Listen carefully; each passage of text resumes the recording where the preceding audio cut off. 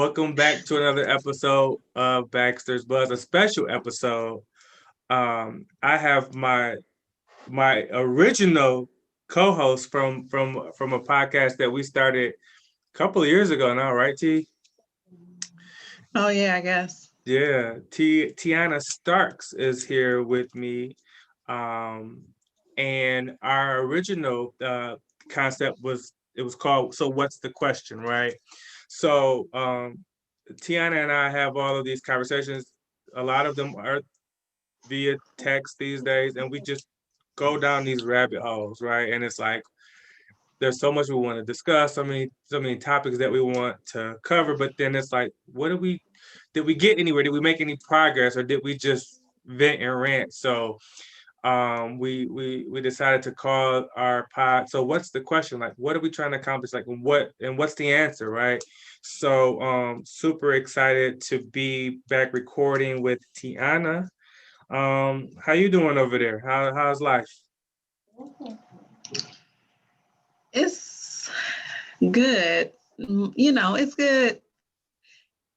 This question is so you know how I feel about this question. Like I feel like it's the thing that people ask, but like the real answer They is don't want to not hear. always what they really care about. But I mean, generally speaking, I'm good. Today has been a little bit of a struggle, honestly, so far. But I made myself look decent for this thing, and so I'm feeling better already. Yeah, see, the life of a boss. I had an eight. I thought it was a good idea to have an 8:30 meeting. This gentleman gave me a number of times that we could have met today, and the first time was I said, you know what? Let's get this thing out the way. Let's knock it out first thing. And I don't know if it was the rain or what it was, but boy, 8:30 came way faster than it normally does, and but it helped me get myself together a little bit more quickly, right? So there's always that, right? Having to beep somewhere, even just mentally these days, it's like it helps to kind of snap Get you out of ready. whatever little funk you in. Yeah, we so our team, we've been doing 8:30 meetings daily. Well, Tuesday through Friday. Monday we have a team meeting at 10, and we have like 8:30 supposed to be 15-minute like stand-up meetings, virtual stand-ups, and it sucks.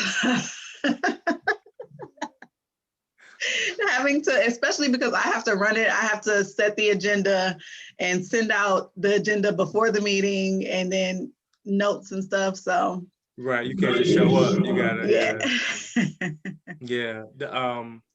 Me recording every morning and doing some writing.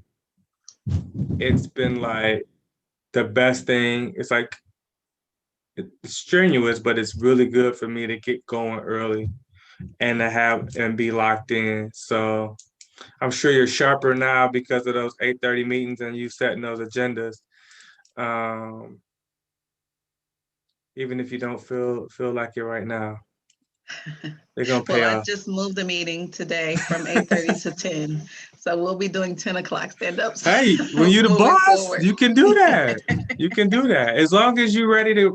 It's not like you're gonna be sleeping or anything. You got other stuff to do between that time. So Yeah. yeah. So we were kind of kicking around some topics and what we wanted to talk about, and we decided that since I've been recording pretty consistently on a not on a daily basis, but four times a week so far, that we should maybe just start with some of the topics that I've covered this week, and then just kind of see where the conversation goes. So Monday's topic for me, I went away from like a song of the day and really talked about sort of a movie that I watched for the first time on Sunday, which was Glory. Um, the I, I was asked to moderate a conversation this weekend, this upcoming weekend, um, with my good buddy Dion and some of his buddies around sort of black veterans and the treatment of black veterans and their experience, right?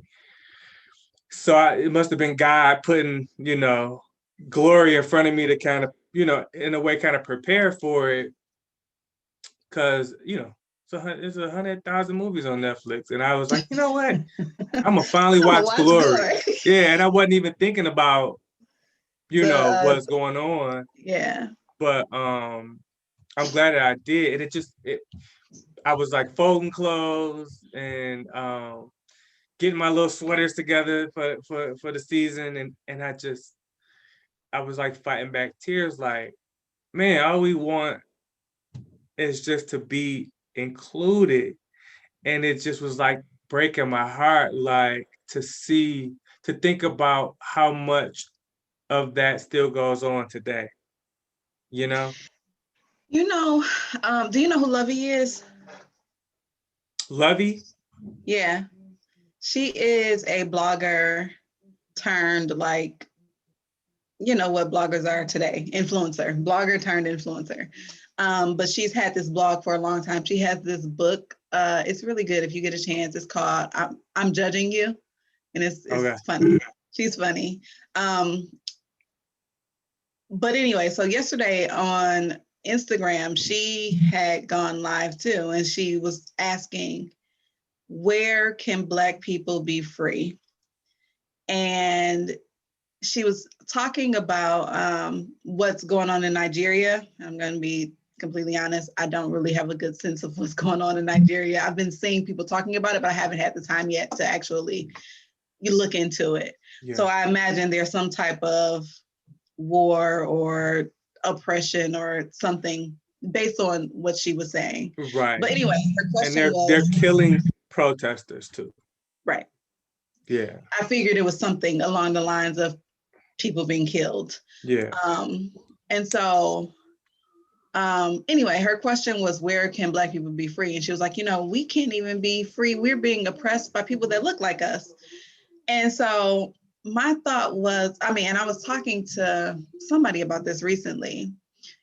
Racism to me, like racism is a tool. It's not like the primary thing. The thing is to maintain the power structure. And whatever oppression, racism is a tool used in a class system. Whenever there's going to be a class system, no matter who the lower class is, they're never going to be free, regardless of what they look like.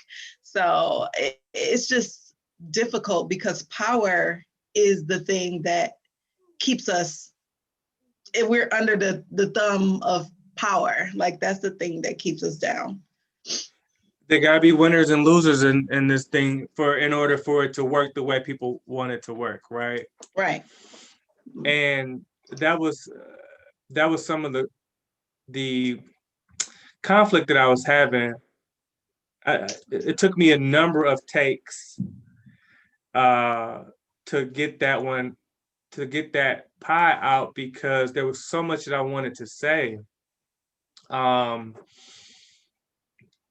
America is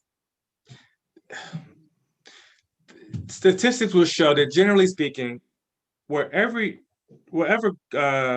income, if you're lower class, middle class, whatever, wherever you were born is probably where you're going to end up. That's just what the numbers say.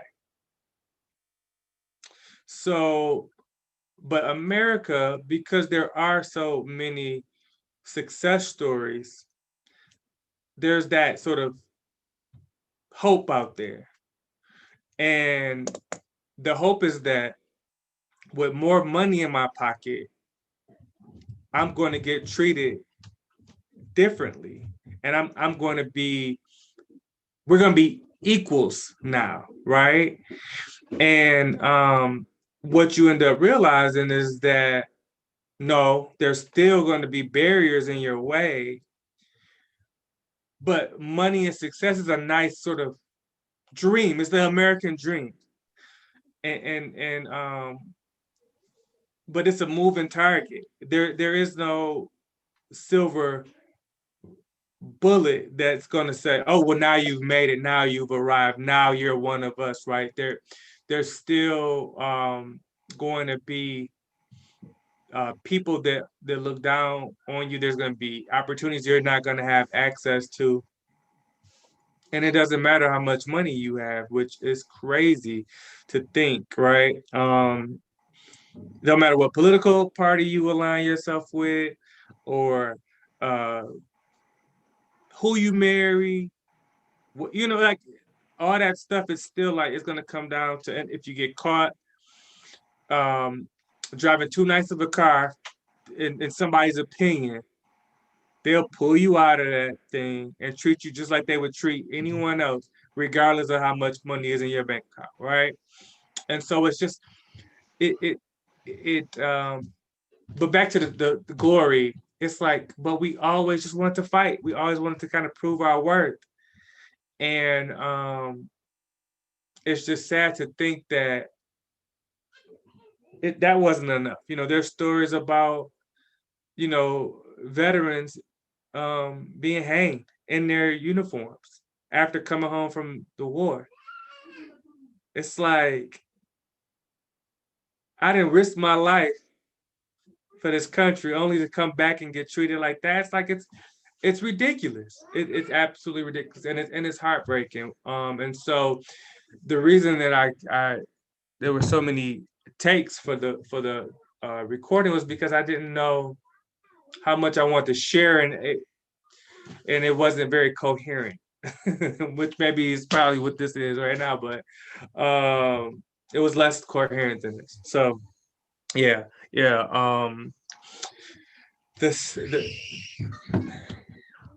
Pay no mind to the small child screaming. Everyone's safe. No children were harmed in the recording of this.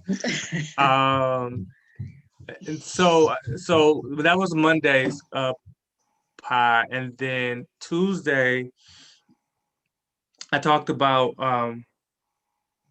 sort of I don't know if it was Tuesday or Wednesday, but you're finding your authentic voice, right? What you see is what you get. And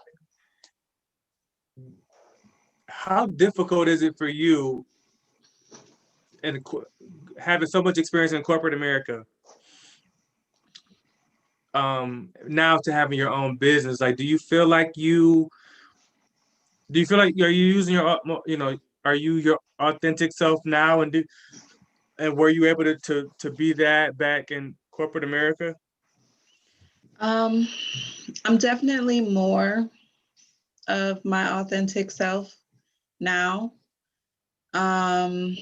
It's hard in corporate America to be your authentic self when you are a Black woman.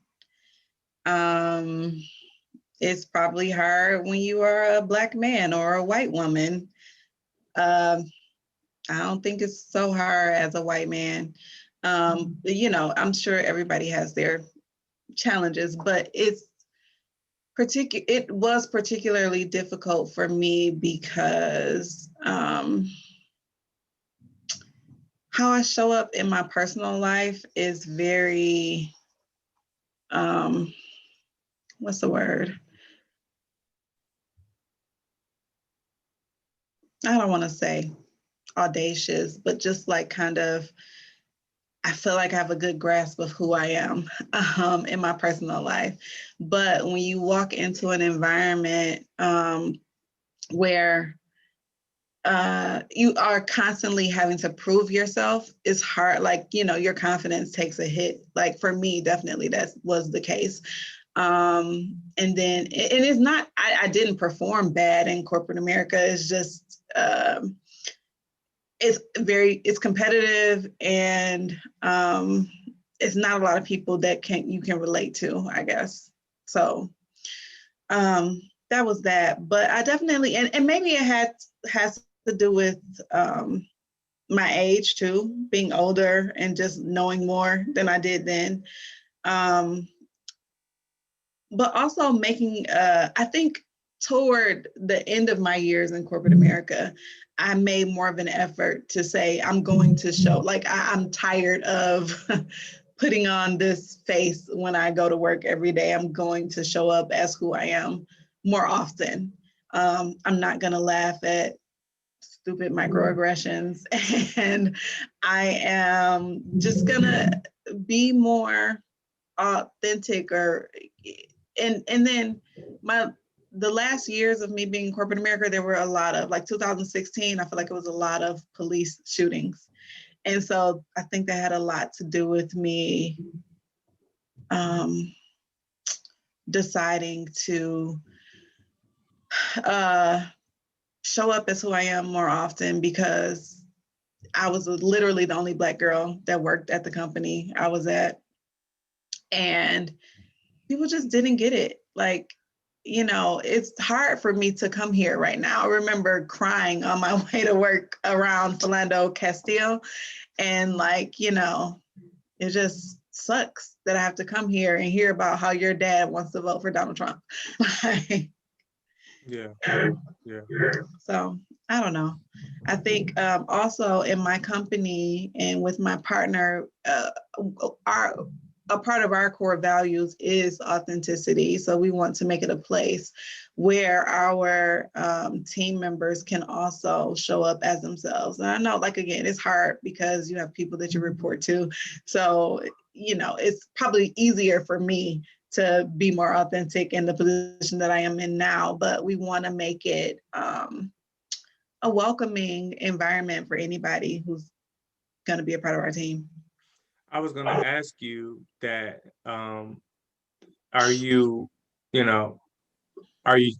trying to encourage that authenticity with the folks that report to you, that are a part of your team that you support? Or are you like, nah, it's my show, y'all gonna act like me? And yeah, it's tough. It's tough, but do you guys think you're intentional about that? Or is it like, so. Yeah, I think so, especially because, like, we're not a super balling company yet. So we can't, we're the type of people that we're hiring. We have to just be a little bit more open to how they show up in the world. But also, like, I feel like I'm a pretty, down to earth person. Like, this one of our team members, he's younger. And so I wore a shirt the other day that was like, top 5 rappers, and all 5 was different references to Jay-Z. And so that was I guess, point of, what do you call it? I don't know. That was an area where we could relate to each other. And I feel like that opened up conversation, and, he started to feel more comfortable with me. He was talking about that, the crazy kind of rap that, like Tekashi, like that kind of rap, I can't deal with. But anyway, we were still able to have that conversation. Right. It's crazy that they allow such ridiculousness to be put on shirts about Jay-Z being the greatest rapper. But I digress. I'm pretty sure our first ever podcast we definitely went on a Nas Jay-Z rant. I'm pretty sure. Probably more than once. I'm sure. Yeah. We won't go there today. But is it crazy to think? Because, like, I'm not. So first of all, I want you to talk about your business a little bit. But before that, it's like, are you reminded, like, working with these, like, young people? Are you reminded, like, dang, I'm old? Like, I'm getting a little older than I thought? A lot of things remind me of that. Not just working with the young people, but I don't know, sometimes. So my business partner is about 15 years older than me. And, like, I guess our employees are around about 12, 10 years younger than me. So I think I got a good balance. Like I'm in the middle. So, Yeah. But I don't know. Like I don't feel old. Well, even the Jay-Z shirt, like Jay's 50. Yeah.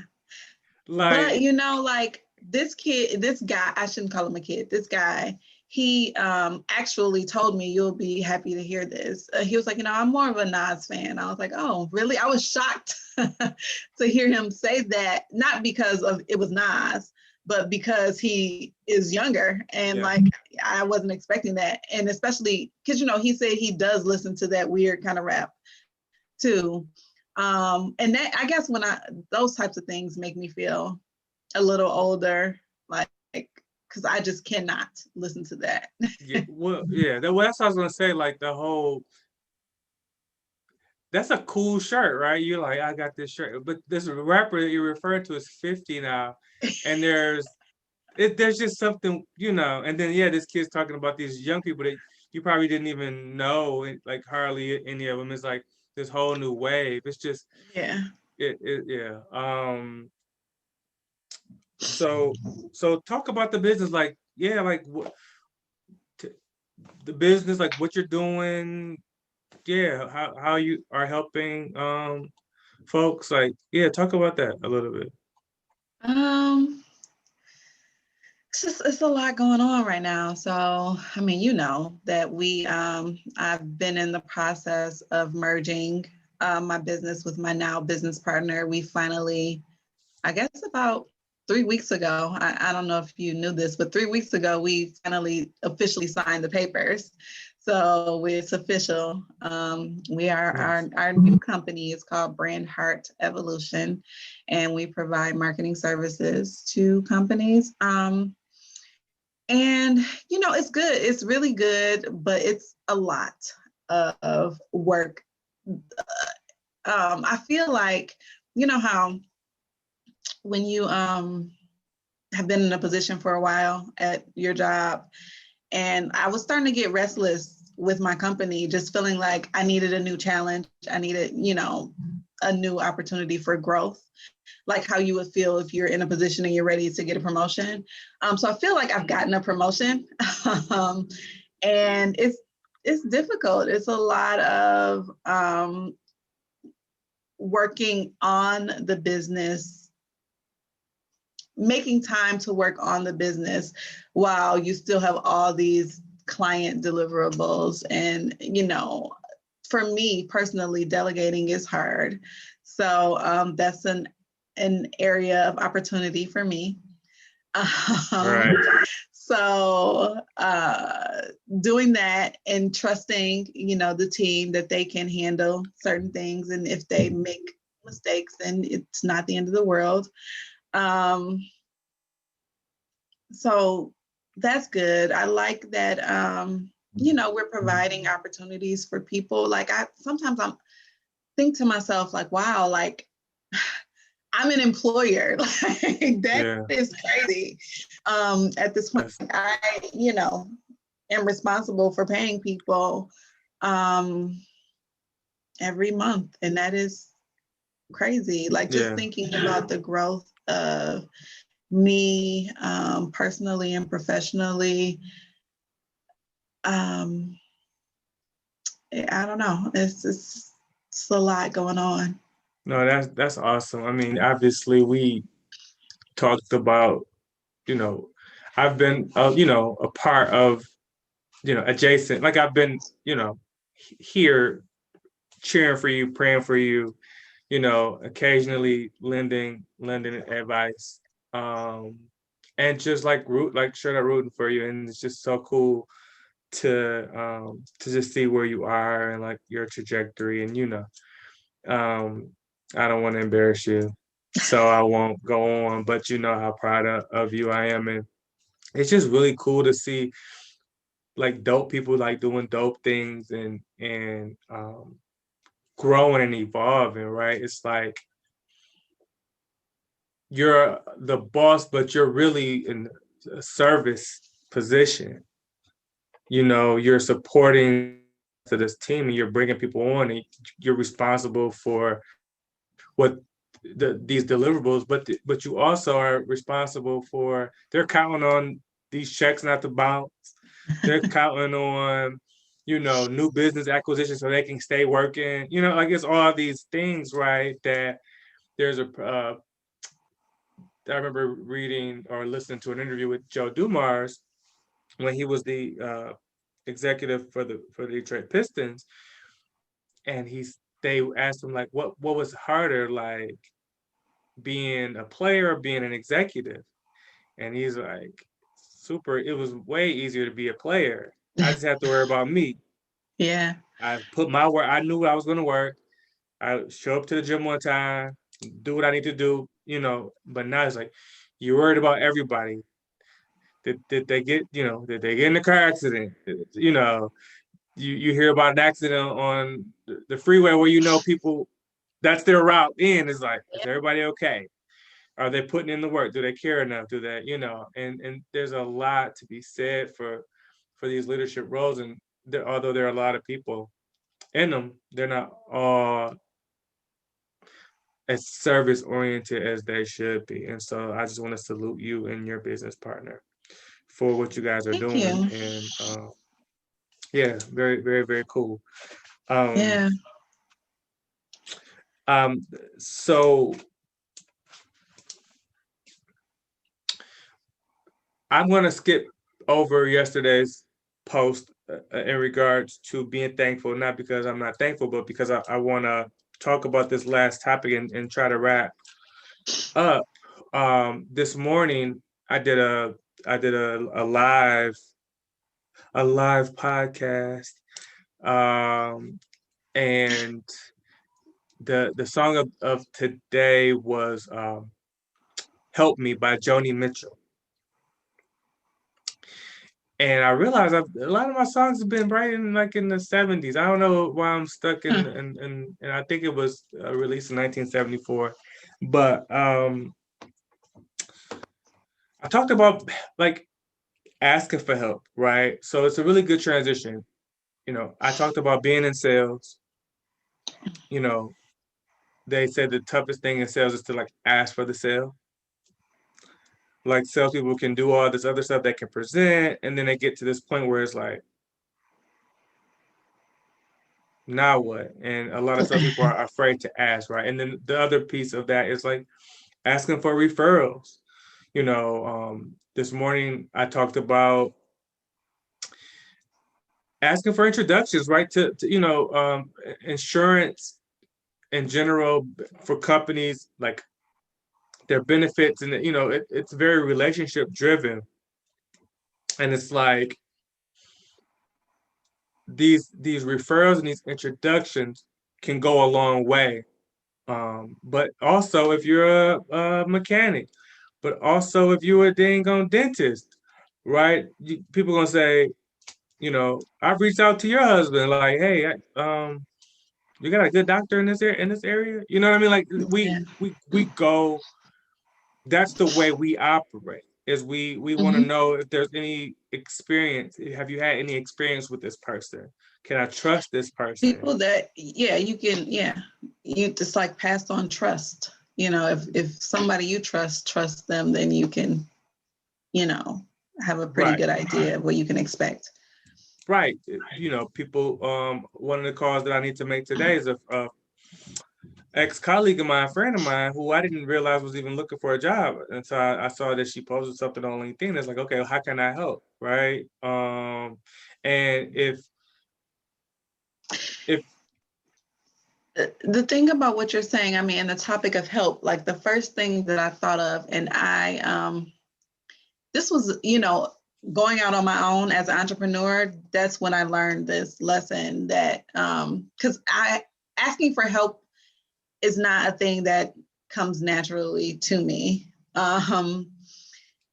But people want to help you. Just like you said, you saw that person and you want to help you. Like people want to see you succeed. I mean, sure, there are people that may be in competition with you or haters or whatever the case may be, but there are a lot of people that, are waiting for the opportunity to help you. And it's up to you to take advantage of that or just stay where you are. You are a great reminder to me of sort of being clear with your ask, right? So Tiana loved me, I love her. She'll do whatever for me, I'll do whatever for her. But like, you better ask Tiana what you want, because she may not know what she can do, right? Yeah. Or she, you're very you know, Yeah, I know. Cut and dry, direct. I need to have a right. And it's like, lay it out and tell me exactly what you need. Don't I'm not gonna come up with a list for you necessarily, right? You tell me what you need, and I'll tell you if it's something that I can do, but it has to be clear. And that's what I talked about today, was like, when somebody says yes, you better deliver. You better be prepared. If somebody gives you a meeting, you better be prepared for that meeting. Yeah. Whether you're asking for a promotion, asking for a sale, asking for a referral, asking for any type of support, right? You better be ready, or else the answer is gonna be no next time. And it's something that even in being in sales for so long, it's something that I struggle with and I'm working on. It's just asking. And it's like,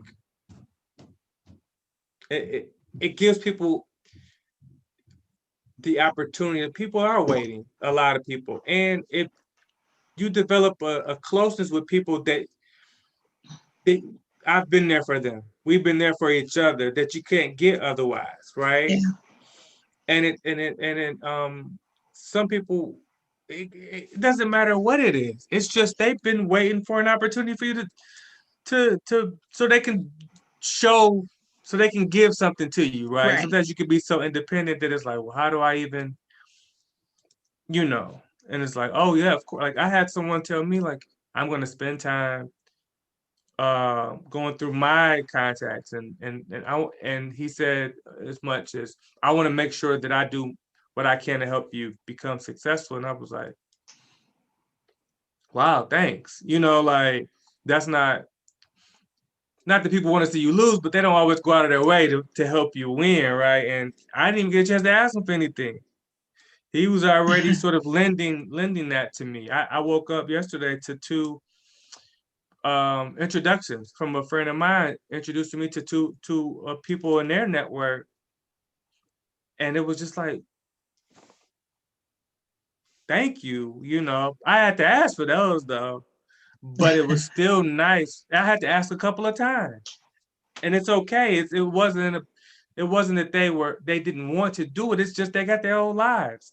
So you better open up your mouth and ask for what you want, or you're gonna get passed by. You're gonna get passed by. The other thing is sort of self advocacy, and why don't we speak up for ourselves? Why don't we let people know that how we feel? We go home and complain, they're not paying me enough, they gave someone else the promotion, they put somebody else on this project that I would have been perfect for, but we didn't speak up. Why do you think that is? Why aren't people more, why aren't people speaking up and advocating for themselves more? I think it is kind of what we were talking about earlier. With I would liken it to like a class system. You don't want to upset the apple cart, because this is how you make your life, how you make your money so that you can live and pay your bills. And people, that's not a thing that we are taught. This thing, when you get a chance, I don't know if you've seen one of my latest posts on Facebook. This teacher was kind of just going off about the way kids learn. And they teach, what we learn in school is how to be workers. We don't learn how to advocate for ourselves and create things for ourselves. And so we're always seeking approval for something, right? And so we carry that with us all of our lives. And for me specifically, going into the workforce, I will never forget this. When I first started my career, me and this white dude, who's cool white dude, I like him still to this day. We started our internship at the same time. We did an internship for a year, basically, doing the exact same thing, except I even had more responsibility than him because I speak Spanish. And so I was over the entire Spanish website, making sure that was mirroring the English website. And this is a major company, one of the big auto companies, right? I'm an intern. And so when it was time for us to get You speak Spanish like that? I'm pretty good. I call myself conversational. I don't practice. So I've lost a lot, but if I am around a Spanish speaking person for a week, it starts to click again. You better stay sharp, man. I do. I got the Duolingo. I try to every now and again. But anyway, so when it was time for us to get our job offers, we both were offered positions with the company. And the crazy thing was, the guy who was over my department had told me I was going to make substantially more than a starting person would, partially because I was doing this Spanish site. And he just liked me. So when it came time for HR, I was like, Mitch told me that I was going to make whatever. And they were like, well, this is all we got to offer you. So you can take it or leave it. And so I took it. Come to find out though, at this time, my salary, I was offered $34,000, my first job. But the guy was offered $35,000. I mean, it's pennies, when it comes to your check, but still, why is it that he what's it called? What do they call it? The wage gap. Yeah. It was a real thing in my life that I was like, oh my God, this is actually happening to me and I can see it. And he was very open with his financial situation. So he didn't have any qualms about talking about it. Yeah. And so when it comes to advocacy, it's how far should I go? Is there anything that I can actually do about it? Because I was told that I was going to be making even more. But when it came down to it, I made less, even less than the person that was doing the exact same thing as what I was doing.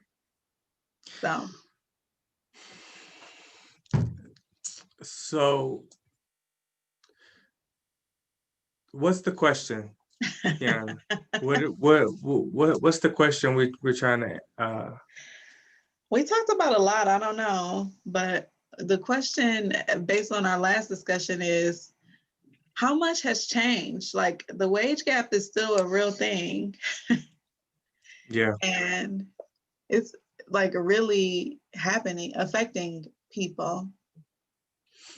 And that openness helps to to call, to call people out, right? People will tell you in a minute, "Nah, I'm giving you this, don't tell." And it's really the story of a lot of people in America too. It's kind of like, yep, sorry about your. Yeah, that's unfortunate for you. Right. And I'm gonna go on and just worry about myself, right? Because we operate in these silos. And it's kind of like, oh man, that's too bad. And all right, gotta go. And so, and then there are instances where everyone feels connected, right? Um, George Floyd, for instance, right? It was one of those things where it was like it it hit you in the suburbs, it hit you in the city, it hit you wherever you were. Well, I would Around the world. imagine, right, right. There were protests across the world, and it didn't matter.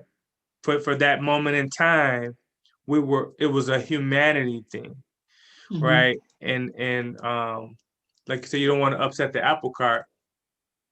How much am I gonna go out of my way?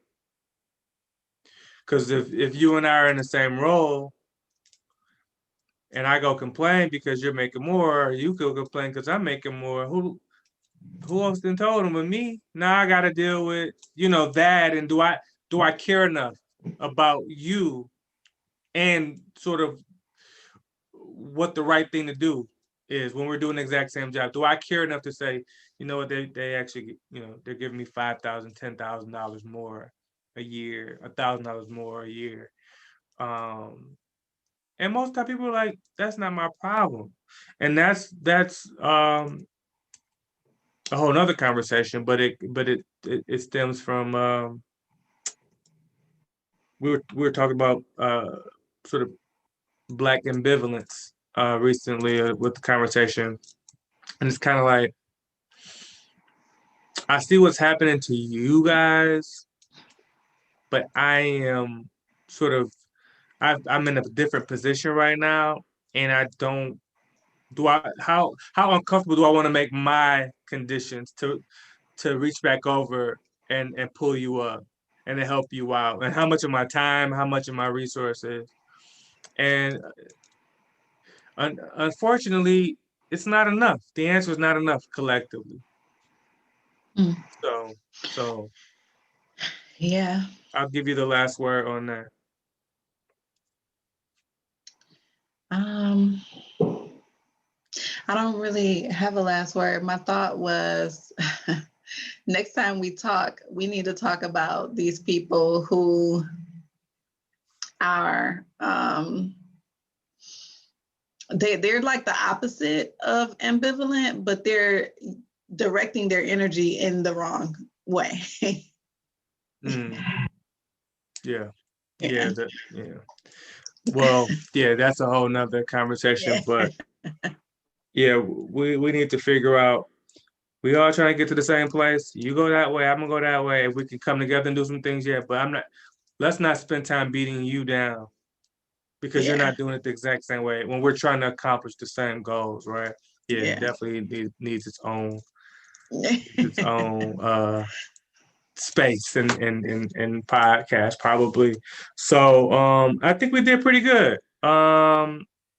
Thanks for joining me. Thanks for jumping on. We definitely need to do this more often, and I'm hoping that we can kind of you know get this thing back going and continue these conversations because it ain't for everybody, but I think I think there's enough people that would be interested, and that's what we decided before, right? We're just gonna the people who are on our frequency will be on our frequency, and hopefully they appreciate it. So thank you all for watching, listening, and looking forward to hearing you guys' feedback. And T, thank you for making time today. Thank you for asking me. This was fun. You know, how I feel about the whole being out there, but you know, it was good. Somebody told me the other day, what they say? Yeah, if it scares you, do it. Okay, so Yeah. here we go. All right. All right, peace. Bye.